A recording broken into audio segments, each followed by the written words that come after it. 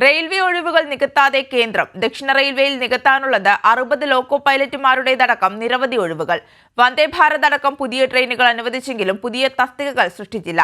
ജീവനക്കാരുടെ ക്ഷാമം തുടർന്നാൽ അത് ട്രെയിൻ ഗതാഗതത്തെ തന്നെ ബാധിക്കും.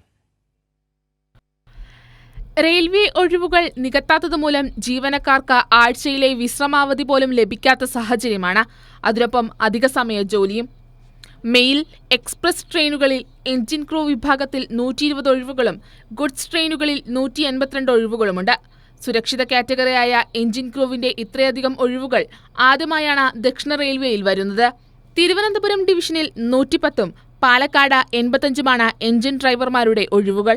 2018 അവസാനമായി railway recruitment board assistant loco പൈലറ്റുമാരെ നിയമിച്ചത്. 2020 സ്റ്റാഫ് ഫിക്സേഷൻ അനുസരിച്ച് 1,28,793 ലോക്കോ റണ്ണിംഗ് സ്റ്റാഫുമാരെ അനുവദിച്ചിരുന്നു.